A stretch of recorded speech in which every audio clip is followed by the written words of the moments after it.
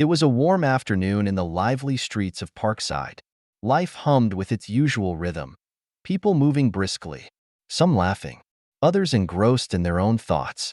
Among the crowd was Valerie, a striking black woman who exuded confidence and grace.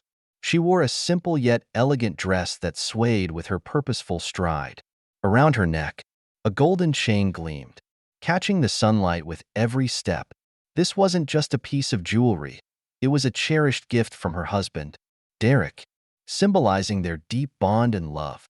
As Valerie passed a line of parked police cars, Officer Brad leaned casually against one of the vehicles, sipping his coffee. Brad was a seasoned cop, but years on the force had bred arrogance instead of wisdom. His badge, to him, was more than a symbol of duty. It was a tool to exert control.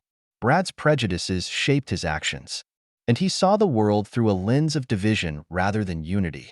When his eyes caught the glint of Valerie's chain, something about her composure unsettled him. She wasn't intimidated by his presence. She walked past without hesitation or acknowledgement. To Brad, it felt like defiance, a challenge to his authority. "Hey, you," Brad called out sharply, placing his coffee on the hood of the car. Valerie stopped, her brow furrowing slightly in confusion. "Yes, officer," she replied politely, though there was caution in her voice. Brad approached her with a stern expression. "That chain around your neck, where'd you get it?" His tone wasn't inquisitive, it was accusatory. Valerie blinked, caught off guard. "It's mine," she replied evenly. "A gift from my husband." Brad folded his arms, scrutinizing her. "A gift? Huh. Looks pretty expensive. Are you sure it's yours? You match the description of someone reported for theft." Valerie's face tightened, but she kept her composure. "I assure you, officer, I haven't stolen anything. This chain is mine." But Brad wasn't interested in explanations. His biases had already clouded his judgment. "A likely story," he scoffed. "People like you always have excuses." Valerie's jaw clenched, but her voice remained steady. "People like me?" she asked, incredulity lacing her tone. "What exactly do you mean by that?" Brad stepped closer, his posture imposing. "You know exactly what I mean. Now, I need you to come with me for questioning. We'll sort this out at the station." Valerie's heart raced, but she refused to let fear show. "I haven't done anything wrong," she said firmly. "This is a mistake." Brad smirked, his ego inflating. "The only mistake here is you thinking you can walk around with stolen jewelry and get away with it. Let's go." Valerie's patience wore thin, but she tried reason. "Officer, please think carefully about what you're doing. This chain is mine, and I've done nothing to warrant this treatment. Don't make a decision you'll regret." Her words only fueled Brad's arrogance. "Regret? Oh, I don't think so. Putting people like you in your place is part of the job." Valerie's stomach churned, but her voice remained steady. "You don't know who I am or what you're doing," she warned quietly. Brad laughed mockingly. "Oh, I know exactly what I'm doing." As he reached for his handcuffs, Valerie slipped her hand into her pocket and pressed a button on her phone, silently calling Derek. She knew he'd understand. Brad, oblivious, snapped the cuffs onto her wrists with a triumphant smirk. "Let's see how confident you are behind bars." At the station, Brad paraded Valerie inside as if she were a notorious criminal. He ignored the questioning looks from his colleagues, too engrossed in his sense of power. He processed her arrest with a barrage of insults, belittling her at every turn. "You should be grateful I'm not pressing more charges," he sneered. "People like you should learn their place." Valerie met his gaze with unwavering calm. "You're making a mistake," she said again. "But don't worry, you'll understand soon enough." Unbeknownst to Brad, Derek, a respected police captain, was on his way. He had heard the entire exchange through the call, his fury growing with every word. Derek wasn't just angry, he was deeply disappointed. This behavior was unacceptable in his precinct, and the fact that it involved his wife made it personal. When Derek arrived, he entered the station with a calm but commanding presence. The room fell silent as officers straightened at the sight of him. Derek's eyes scanned the room until they landed on Brad, who was still smugly recounting the arrest. Brad, Derek said evenly, his voice carrying authority. Brad looked up, startled. Captain, I didn't know you were coming in today. I wasn't, Derek replied coldly.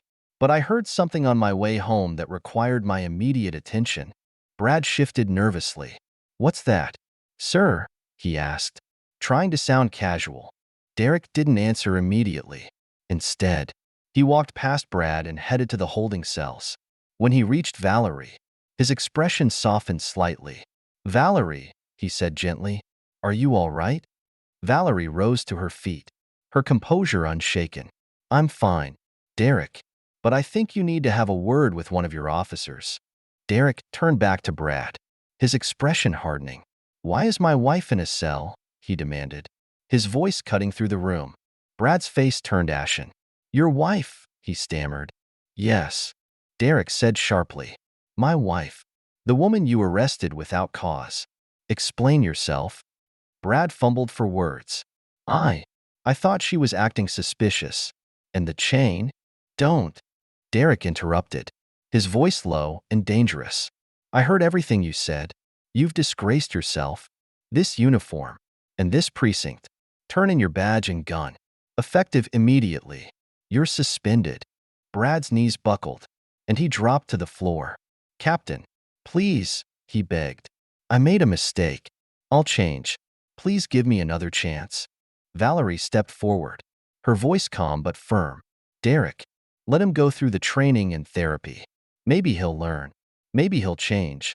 But don't take away his chance to prove himself. Derek studied her for a moment, his expression softening. Are you sure? He asked quietly. Yes, Valerie said with a nod. If we don't give him a chance, how will he ever learn? Derek turned back to Brad. 6 months, he said. Mandatory training and therapy. Prove that you can change. If you fail, you're done. Brad nodded frantically, tears streaming down his face. Thank you, sir. I promise I'll change. The following months were transformative for Brad. Therapy sessions and anti-racism training forced him to confront his biases and the impact of his actions. Slowly, he began to understand the harm he had caused. By the time he returned to the precinct, he was a changed man, determined to prove his worth. Brad's transformation extended beyond his professional life. He started volunteering at community centers, sharing his story and advocating for understanding and equality. One pivotal moment came during a town hall meeting, where Brad spoke about his experiences and the lessons he had learned. Standing before a diverse crowd, he admitted his past mistakes and committed to doing better. His words resonated deeply, and several attendees approached him afterward, expressing their appreciation for his honesty and efforts. At the precinct, Brad became a mentor to younger officers, emphasizing the importance of empathy and community engagement. He initiated programs that encouraged officers to build positive relationships with the communities they served.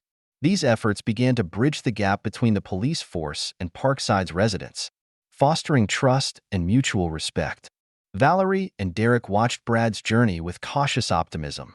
Valerie, in particular, felt a sense of pride in knowing her forgiveness had sparked meaningful change. She continued to advocate for systemic reform, working alongside community leaders to address broader issues of racial bias and inequality. Years later, Brad received a prestigious award for his contributions to community relations. As he stood on stage, he looked out at the audience, his eyes meeting Valerie's and Derek's. His voice cracked as he spoke. I owe everything to those who believed I could change, he said. To those who didn't give up on me, even when I didn't deserve it. Thank you for giving me a second chance. The applause was thunderous. But for Brad, the true reward was knowing he had become a better person. His story wasn't just about redemption. It was a testament to the power of forgiveness, education, and the human capacity for growth. Brad's journey inspired others, proving that even the most deeply ingrained biases could be unlearned with effort and determination. Meanwhile, Valerie and Derek's advocacy work continued to thrive. Together, they launched initiatives aimed at fostering understanding and dismantling systemic barriers. Their partnership became a beacon of hope for the community, showing what could be achieved through collaboration and resilience. In the end, the legacy of Valerie, Derek, and Brad wasn't just about individual change. It was about creating a ripple effect that touched countless lives, paving the way for a more inclusive and compassionate society.